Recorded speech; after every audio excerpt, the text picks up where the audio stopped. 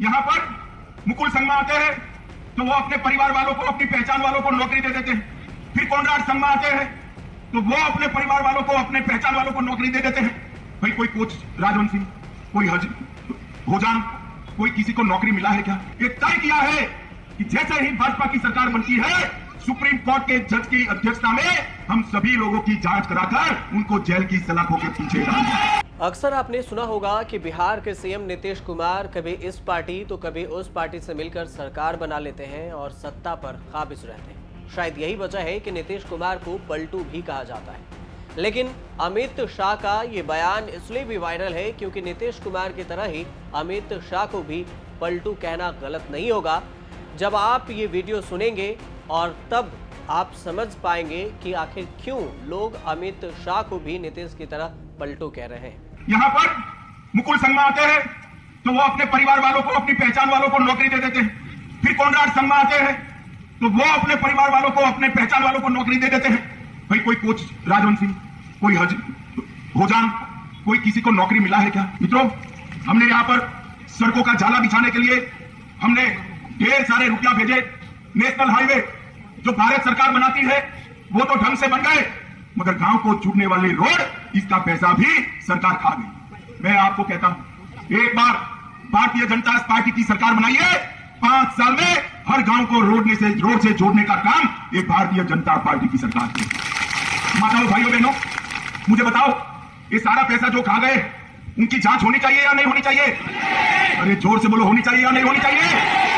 Bharatiya Janata party ने अपने election manifesto में, अपने घोषणा पत्र में ये तय किया है कि जैसे ही भाजपा की सरकार बनती है, सुप्रीम कोर्ट के जज की अध्यक्षता में हम सभी लोगों की जांच कराकर उनको जेल की सलाखों के पीछे डालेंगे। अब आप सोच रहे होंगे कि आखिर ये पूरा मामला क्या है, तो आपको ये पूरे मामले की बातें सिलसिलेवार तरीके से समझाते हैं कि आखिर ऐसा क्या हुआ कि शाह को भी नीतीश कुमार की तरह पलटू कहा जा रहा है।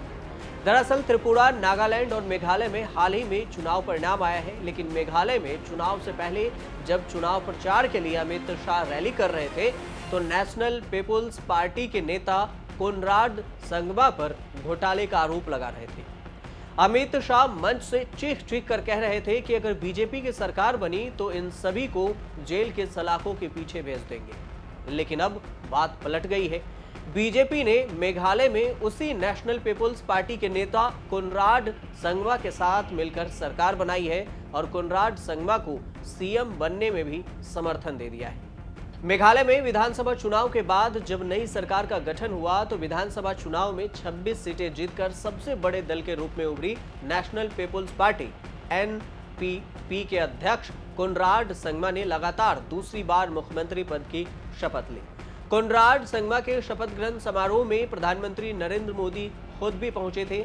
साथ ही उनके साथ थे जेपी नड्डा, बीजेपी के अध्यक्ष। कॉनराड संगमा के नवगठित मंत्रिमंडल में 12 मंत्री बनाए गए। मेघालय की नई गठबंधन सरकार के सबसे बड़े घटक दल एनपीपी को सबसे अधिक 8 मंत्री पद मिले। इसके बाद दूसरे सबसे बड़ी party United democratic party UDP के 2 मंत्री बनाए गए। भारतीय जनता पार्टी यानी बीजेपी और एचएसडीपीडी के 1 विधायक को मंत्रिमंडल में शामिल किया गया। 60 सीटों वाली मेघालय विधानसभा के 59 सीटों के लिए हुए चुनाव में बीजेपी को 2 सीटों पर जीत मिली थी। चुनाव परिणाम में पूर्ण बहुमत के आंकड़े से थोड़ा सा पीछे रह गई। एनपीपी के अध्यक्ष कॉनराड संगमा ने गृह मंत्री अमित शाह को फोन कर सरकार बनाने के लिए समर्थन मांगा था, जो कि बाद में अमित शाह ने समर्थन भी दिया।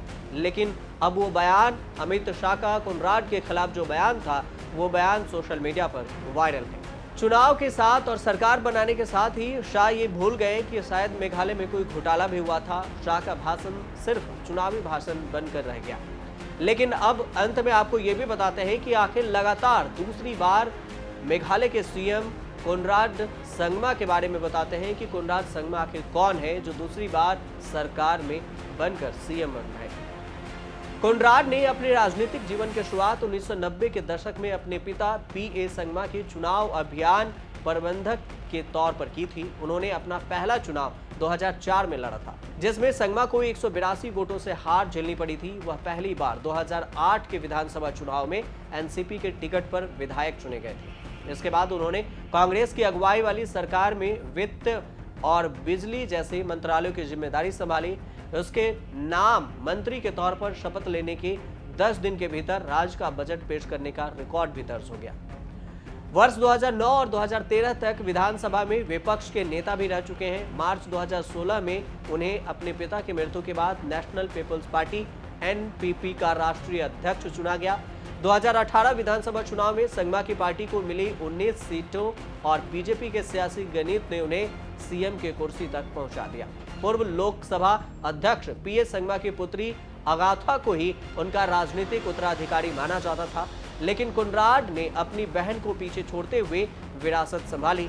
अगाथा मनमोहन सिंह सरकार में केंद्रीय मंत्री रह चुकी हैं।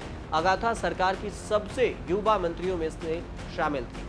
संगमा अमेरिका के पेंसिल्वेनिया विश्वविद्यालय से स्नातक की डिग्री प्राप्त की है। इसके बाद संगमा ने लंदन की ओर रुख किया और यह इंपीरियल कॉलेज से वित्त में फाइनेंस में एमबीए की पढ़ाई की। राजनीति के अलावा संगमा पीए संगमा फाउंडेशन के अध्यक्ष के रूप में भी सामाजिक कार्य से जुड़े हुए हैं।